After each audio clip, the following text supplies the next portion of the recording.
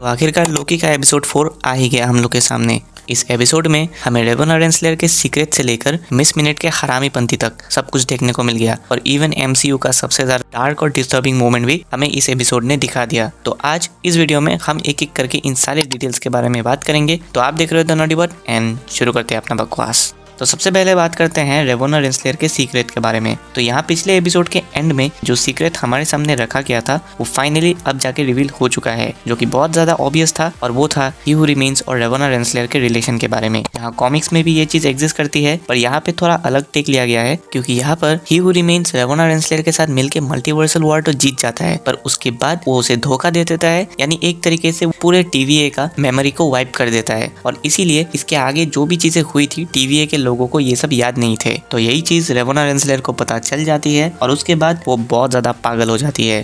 तो एक तरीके से यहाँ ही हू रिमेन्स ने सही किया था, क्योंकि शायद उसे पहले ही पता चल गया था कि ये जो बंदी है इसका दिमाग थोड़ा सा टेढ़ा है, जो चीज हमें इस एपिसोड में ऑब्वियसली पता चल गया जब वो एक ही साथ में सारे टीवीए के मिनटमैन को मार देती है। तो अगर आपने इस शो को सीजन 1 से फॉलो कर रहे हो तो आपको एक बात पता होगा कि अभी तक इस शो में हमें कोई भी मल्टीवर्सल प्रॉब्लम देखने को नहीं मिला है। हालांकि बहुत सारे फैन थ्योरीज निकल के आए थे, पर अभी तक तो हमें अगर कुछ प्रॉब्लम दिखा है तो वो है टाइम लूप वाला प्रॉब्लम, यानी जो चीज चल रही है वो बार बार चल रही है। यानी अभी तक हम लोगों ने जितने भी चीजें देखी हैं एपिसोड 4 तक, ऐसा लगता है कि वो चीजें एक लूप में चल रहा है, जैसे कि पास्ट की चीजें फ्यूचर को इम्पैक्ट कर रही है और फ्यूचर वाली चीजें पास्ट को इम्पैक्ट कर रही है। यहाँ ओरोबोरोस कहता है कि उसका इंस्पिरेशन विक्टर टाइमली से मिला था, और विक्टर टाइमली कहता है कि उसका इंस्पिरेशन ओबी से मिला था, जो कि ट्रू भी है। ठीक वैसे ही जैसे हम लोगों ने नेटफ्लिक्स के डार्क सीरीज में देखा था। और यहाँ पे वो famous snake eating its own tail वाला एग्जाम्पल भी मिलता है, जो कि एक्चुअली में एक एसगार्डियन सांप का नाम है जो अपने ही पूंछ को खाती है। नोकिया वाला नहीं, एसगार्ड वाला। तो ये एक तरीके से यूनिवर्स में बैलेंस बनाए रखता है, और ओरोबोरोस लिटरली इस सांप का नाम भी है।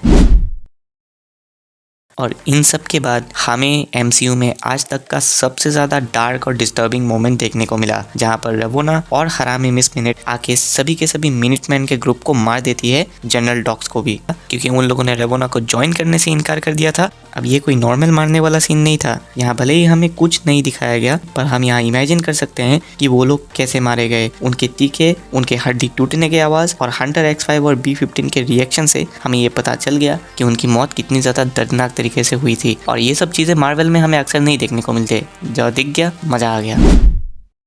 तो यहाँ पर ओरोबोरोस सच में इस शो का जीनियस निकल के आता है, क्योंकि वही बंदा जाके इस हरामी एआई को बंद करता है, पूरा का पूरा टीवीए सिस्टम को रिबूट करके, क्योंकि मिस मिनट ने पूरे टीवीए के सिस्टम को हैक करके रखा था और अब उनके पास कोई रास्ता नहीं था सिवाय उन सिस्टम को बंद करने का। पर इस चीज के कुछ अलग कॉन्सिक्वेंसेस भी है, जैसे कि टीवीए में अब मैजिक को यूज किया जा सकता है, और इसीलिए सिल्वी अपने मैजिक का इस्तेमाल करके हंटर X5 को कंट्रोल करती है और उसी से रेवोना को मार भी देती है। मतलब मार नहीं देती है, एक तरीके से उसे प्रून कर देती है, जिसका मतलब ये है कि उसका बहुत हाई चांसेस है कि वो फिर से रिटर्न करने वाली है। और इसी टाइम पे लोकी और सिल्वी विक्टर टाइमली को वहां से लेके चले जाते हैं सीधा उस मेन काम को करने के लिए। तो यहाँ पे एक छोटा सा क्वेश्चन भी निकल के आता है कि अगर अब टीवीए में मैजिक यूज किया जा सकता है तो जो इन्फिनिटी स्टोन्स टीवीए में रखे गए थे, क्या वो भी काम करना शुरू कर दिया है? ये आप कमेंट में शेयर करना। तो अब बात करते हैं इस शो का सबसे बड़ा ट्विस्टिंग पॉइंट पे, जो है टीवीए इज डिस्ट्रॉयड।